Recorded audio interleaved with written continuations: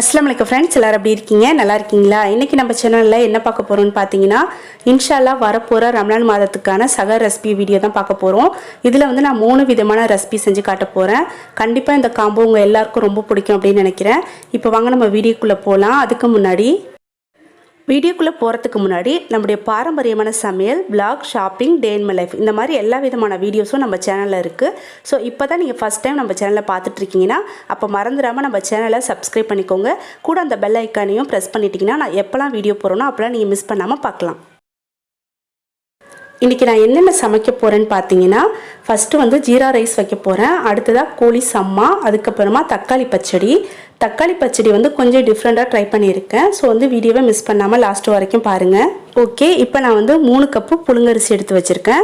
Jeera rice வைக்கிறதுக்கு புழுங்கரிசி, சீரக சம்பா, பாஸ்மதி எந்த ரைஸ் வேணாலும் நீங்கள் யூஸ் பண்ணிக்கலாம். உங்கள் தேவைக்கு ஏற்ற மாதிரி நீங்கள் எந்த ரைஸ் வேணாலும் எடுத்துக்கலாம். இதை எடுத்துகிட்டு ஃபஸ்ட்டு நல்லா வாஷ் பண்ணிவிட்டு ஒரு 5 நிமிஷம் ஊற வச்சுக்கோங்க. இது எவ்வளோ நேரம் ஊறணும்னு பார்த்தீங்கன்னா நம்ம தாளிக்க போகிறோம் இல்லையா, அது வரைக்கும் ஊறுனா போதும்.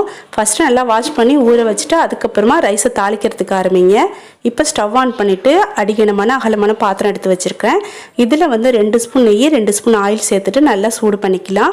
இது நல்லா சூடானதுக்கு அப்புறமா 2 பிரியாணி இலை நான் சேர்த்துக்கிறேன். அதாவது ஒரு பிரியாணி இலையை நான் 2ஆக கட் பண்ணி சேர்த்துருக்கேன். அடுத்ததாக சின்ன சைஸில் 2 துண்டு பட்டை, அன்னாச்சி பூவோட இதழ், அதாவது நட்சத்திர சோம்புன்னு சொல்லுவோம் இல்லையா, அதோட இதழ் 2, 3 ஏலக்காய் இதெல்லாம் சேர்த்துட்டு இதில் வந்து இந்த ஸ்பூனால், அதாவது இந்த மாதிரி சின்ன ஸ்பூனால் 2 ஸ்பூன் அளவுக்கு ஜீரகம் சேர்த்துக்கலாம். இதெல்லாம் சேர்த்து நல்லா பொரிஞ்சு மனம் வந்ததுக்கு அப்புறமா 2 பச்சை மிளகாவை கட் பண்ணி சென்றாக கீரி சேர்த்துருக்கேன். சேர்த்துட்டு கொஞ்ச நேரம் நல்லா வதக்கி விட்டுருங்க. அவ்வளோதான், நம்ம தாளிச்சிட்டோம். அதுக்கப்புறமா நம்ம தேவைக்கு ஏற்ற மாதிரி தண்ணி சேர்த்துக்கலாம். எந்த கப்பில் அரிசி எடுக்கிறோமோ அதே கப்பில் தான் தண்ணியை எடுக்கணும்.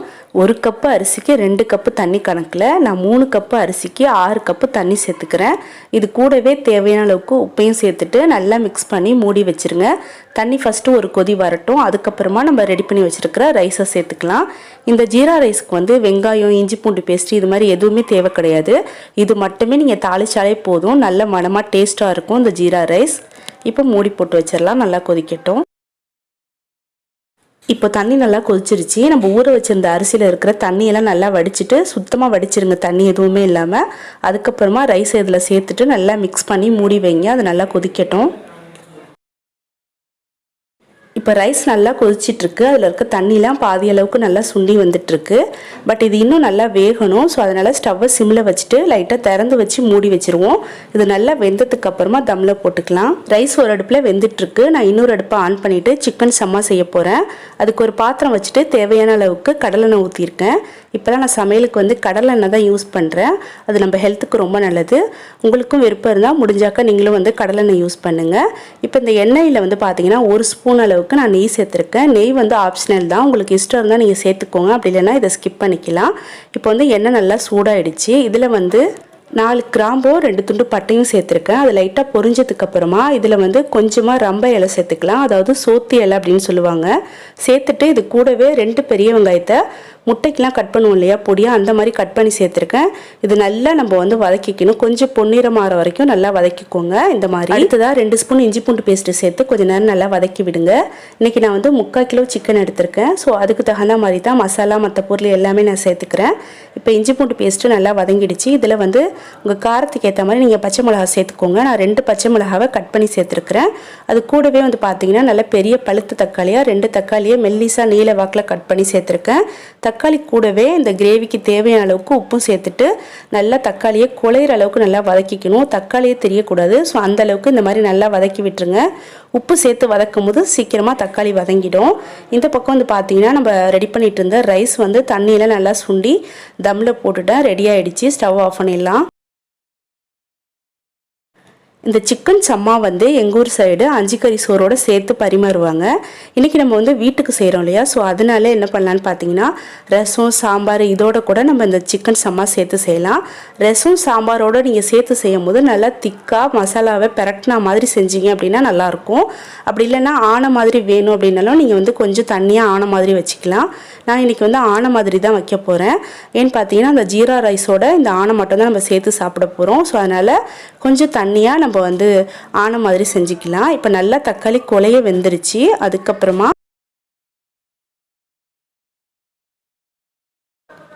சுத்தம் பண்ணி வச்சிருக்கிற 3/4 கிலோ சிக்கனை சேர்த்துட்டு இது கூடவே 1 ஸ்பூன் மிளகாய் தூள், 1/2 ஸ்பூன் மஞ்சள் தூள் சேர்த்துக்கிறேன்.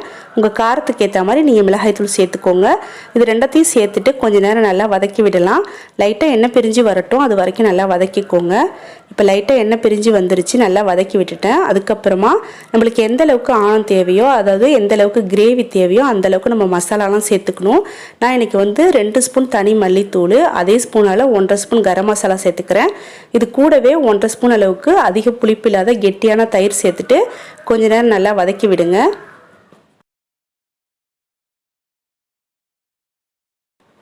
இப்போ சிக்கன் நல்லா வதங்கிடுச்சு. அடுத்ததாக இதில் லெமன் ஜூஸ் சேர்த்துக்க போகிறோம். 3/4 கிலோ சிக்கனுக்கு 1/2 லெமனோட ஜூஸே போதும். ஸோ அதனால் லெமனில் இருக்கிற அந்த விதையெல்லாம் எடுத்துகிட்டு அதோட ஜூஸை மட்டும் சேர்த்துட்டு திரும்பவும் நல்லா வதக்கி விடுங்க.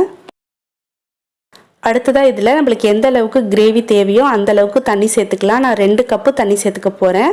தண்ணி சேர்த்துக்கும் போது அந்த பாத்திரத்தில் ஓரத்தில் ஒட்டிகிட்டு இருக்க மசாலா எல்லாத்தையும் லைட்டாக தண்ணி தெளித்து நம்ம விரலால் எடுத்து விட்டோம் அப்படின்னாக்கா எல்லா மசாலாவும் ஒன்றா சேர்ந்து வந்துடும். இந்த மாதிரி இப்போ நம்ம தேவையான அளவுக்கு தண்ணிலாம் சேர்த்து நல்லா மிக்ஸ் பண்ணிவிட்டு மூடி போட்டு ஸ்டவ் நார்மலாக வச்சுட்டு நல்லா வேக விட்டுக்கோங்க. இது கொதிக்குங்காட்டிலும் இதுக்கு தேவையான அளவுக்கு நம்ம தேங்காய் பாதாம்லாம் அரைச்சிட்டு வந்துடலாம். ஒரு மிக்சி ஜாரில் 1/4 மூடி துருவன தேங்காய், ஒரு 10 பாதாமை அதோட தோலெல்லாம் எடுத்துகிட்டு வச்சுருக்கிறேன். இது ரெண்டத்தையும் ஒன்றா சேர்த்து கொஞ்சமாக தண்ணி ஊற்றி நல்லா கெட்டியாக நைஸ் பேஸ்ட்டாக அரைச்சி எடுத்துக்கலாம். தேங்காவோடு சேர்த்து அரைக்கிறதுக்கு பாதாம் இல்லை அப்படின்னா நீங்கள் முந்திரி சேர்த்து அரைச்சிக்கோங்க. இது ரெண்டுமே இல்லைன்னாலும் 1 கப்பு திக்கான தேங்காய் பால் மட்டும் கூட சேர்த்துக்கலாம். இப்போ நான் தேங்காவையும் பாதாமையும் நல்லா நைஸ் பேஸ்ட்டாக அரைச்சி எடுத்துகிட்டு வந்துட்டேன். இங்கே சிக்கன் சம்மாவும் நல்லா கொதிச்சு மசாலாவோட பச்சை வாசனை போயிட்டு சிக்கன்லாம் நல்லா வெந்துருச்சு. இந்த டைமில் நம்ம அரைச்சி வச்சுருக்கிற தேங்காய் பேஸ்ட்டை சேர்த்துட்டு நல்லா மிக்ஸ் பண்ணிவிட்டு ஸ்டவ்வை சிம்மில் வச்சு மூடி போட்டு வச்சுருங்க. இது கொஞ்சம் நேரம் நல்லா கொதிக்கட்டும். அதுக்கப்புறமா லாஸ்ட்டாக நம்ம கொஞ்சமாக மல்லிக்கீரை தூவி ஸ்டவ் ஆஃப் பண்ணிடலாம். இப்போ நம்ம தக்காளி பச்சடி செய்ய போகிறோம். அதுக்கு ஸ்டவ் ஆன் பண்ணிவிட்டு ஒரு மண்சட்டி வச்சு தேவையான அளவுக்கு எண்ணெய் ஊற்றிருக்கேன். எண்ணெய் சூடானதுக்கு அப்புறமா இதில் 1 ஸ்பூன் கடுகு, 1 ஸ்பூன் உளுத்தம்பருப்பு, 1 கொத்து கருவேப்பிலை, இது எல்லாத்தையும் 1 பை 1 போட்டு நல்லா ஃபஸ்ட்டு பொரிய விட்டுக்கோங்க. இந்த தக்காளி பச்சடியை கண்டிப்பாக எல்லாருமே ட்ரை பண்ணி பாருங்கள். நானும் ஃபஸ்ட் டைம் தான் ட்ரை பண்ணேன். எனக்கு ரொம்ப பிடிச்சிருந்துச்சி, நல்ல டேஸ்ட்டாக இருந்துச்சு. இது இனிப்பு புளிப்பு உரப்பு டேஸ்ட்டோட ரொம்ப நல்லாயிருக்கும். ஸோ கண்டிப்பாக எல்லோரும் ட்ரை பண்ணி பார்த்துட்டு எப்படி வந்துச்சுன்னு எனக்கு கமெண்ட்டில் சொல்லுங்கள். இப்போ கடுகு உளுத்தம் பருப்பில் நல்லா பொரிஞ்சிருச்சு. அதுக்கப்புறமா ஒரு பெரிய வெங்காயத்தை மெல்லிசாக நீல வாக்கில் கட் பண்ணி சேர்த்துட்டு இந்த அளவுக்கு நல்லா வதக்கிக்கோங்க. இப்போ இதில் நல்ல பழுத்த தக்காளியாக 3 தக்காளியை பொடியாக அந்த மாதிரி கட் பண்ணிக்கிட்டேன். அப்போ தான் நல்லா வதங்கும். ஸோ அதனால் நல்லா பொடியாக அந்த மாதிரி கட் பண்ணி சேர்த்துக்கோங்க. தக்காளி சேர்க்கும் போது கூடவே இதுக்கு தேவையான அளவுக்கு நம்ம டேஸ்ட்டுக்கு ஏற்ற மாதிரி உப்பும் சேர்த்துட்டு நல்லா வதக்கணும். வதக்கும் போதே இந்த மாதிரி கரண்டி வச்சு நல்லா மசிச்சு விட்டு வதக்குங்க. அப்போ தான் சீக்கிரமாக தக்காளி வதங்கும். தக்காளி ஓரளவுக்கு வதங்கினதுக்கு அப்புறமா காரத்துக்கு ஏற்ற மாதிரி பச்சை மிளகாய் சேர்த்துக்கலாம். நான் ஒரே ஒரு பச்சை மிளகாய் சேர்த்துருக்கிறேன். பொடியாக கட் பண்ணி ரவுண்டு ஷேப்பில் பொடியாக கட் பண்ணி சேர்த்துக்கிட்டேன். அதுக்கப்புறமா 1/2 ஸ்பூன் மஞ்சத்தூள், 1/2 ஸ்பூன் மிளகாய் தூள் சேர்த்துட்டு கொஞ்சம் எண்ணெய் பிரிஞ்சு வர அளவுக்கு லைட்டாக வதக்கி விட்டுட்டு அதுக்கப்புறமா ஒரு 1/4 டம்ளர் அளவுக்கு தண்ணி சேர்த்துட்டு நல்லா மிக்ஸ் பண்ணி ஸ்டவ்வை சிம்மில் வச்சுட்டு மூடி போட்டு வேக வச்சுக்கோங்க. இந்த மசாலாவோட பச்சை வாசனை போனதுக்கு அப்புறமா ஓப்பன் பண்ணி பார்க்கலாம். அடுத்ததாக பார்த்தீங்கன்னா நம்ம ஆல்ரெடி தம்மில் போட்டு எடுத்து வச்சுருக்கிற ஜீரா ரைஸ் ரெடியாக இருக்குது. இதில் கொஞ்சமாக பொடியாக கட் பண்ண மல்லிக்கீரை போட்டுட்டு மூடி வச்சுக்கலாம். அதுக்கப்புறமா சிக்கன் சம்மாவும் நல்லா கொதித்து நல்லா மணமாக இருக்குது. இந்த அளவுக்கு நான் ஆணம் வேணுங்கிறதுனால நான் தண்ணியாக வச்சுருக்கிறேன். உங்களுக்கு வேணும்னா நீங்கள் கொஞ்சம் கெட்டியாக கூட வச்சுக்கலாம். இப்போ ஸ்டவ் ஆஃப் பண்ணிவிட்டு லாஸ்ட்டாக இதுலேயும் கொஞ்சமாக மல்லிக்கீரை போட்டுட்டு மூடி வச்சுக்கலாம். அவ்வளோதான், ஜீரா ரைஸும் ரெடி, சிக்கன் சம்மாவும் ரெடி ஆகிடுச்சு. அதுக்கப்புறம் நம்ம பச்சடியும் ரெடி பண்ணிட்டோம் அப்படின்னாக்கா வேலை முடிஞ்சிடும். இப்போ நம்ம தக்காளி பச்சடியை ஓப்பன் பண்ணி பார்க்கலாம். மசாலாவோட பச்சை வாசனை போகிற அளவுக்கு நல்லா கொதிச்சு அதில் இருக்கிற தண்ணிலாம் நல்லா சுண்டி வந்துருச்சு. ஒரு தடவை இந்த மாதிரி கரண்டி வச்சு நல்லா மசிச்சு விட்டுருங்க. அதுக்கப்புறமா இந்த மாதிரி சின்ன சைஸ் குழிக்கரண்டியில் 1 கரண்டி அளவுக்கு தக்காளி சாஸ் சேர்த்துக்கலாம். நூடுல்ஸ்க்கெலாம் ஊற்றி சாப்பிடுவோம் இல்லையா, அந்த சாஸ் தான்.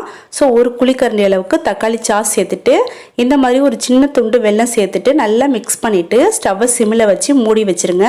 அது நல்லா கொதிக்கட்டும். அதுக்கப்புறமா நம்ம ஓப்பன் பண்ணி பார்க்கலாம். இப்போது தக்காளி பச்சடியும் சூப்பராக ரெடி ஆகிடுச்சு. ஸ்டவ் ஆஃப் பண்ணிடலாம். நம்ம சேர்த்துருக்க வெல்லம்லாம் நல்லா கரைஞ்சி கெட்டியாக வந்திருக்கு. சமையல் வேலை ஃபுல்லாக முடிஞ்சிருச்சு. அடுத்ததாக நம்ம பரிமாறிக்கலாம். ஓகே ஃப்ரெண்ட்ஸ், இப்போ நான் பரிமாறிட்டேன். கண்டிப்பாக உங்கள் எல்லாருக்கும் இந்த வீடியோ ரொம்ப பிடிச்சிருக்கும், யூஸ்ஃபுல்லாக இருக்கும் அப்படின்னு நினைக்கிறேன். இன்ஷால்லா வரப்போகிற ரம்ஜான் மாதத்தில் இந்த காம்போ ரெசிபியை சகருக்கு ட்ரை பண்ணி பாருங்கள்.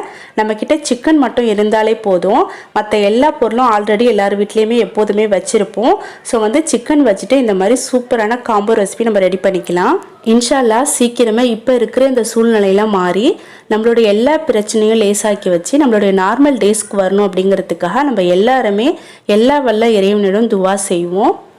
யாரும் வீட்டை விட்டு வெளியில் எங்கேயும் போகாமல் வீட்டுக்குள்ளேயே சேஃபாக இருங்க. குழந்தைங்களையும் சேஃபாக பார்த்துக்கோங்க. யாராச்சும் வெளியில் போயிட்டு வந்தாங்க அப்படின்னாக்கா மறந்துடாமல் கை கால் வாஷ் பண்ணிவிட்டு வர சொல்லுங்கள். முடிஞ்சால் அவங்க குளிச்சுட்டு வரதே ரொம்ப நல்லது.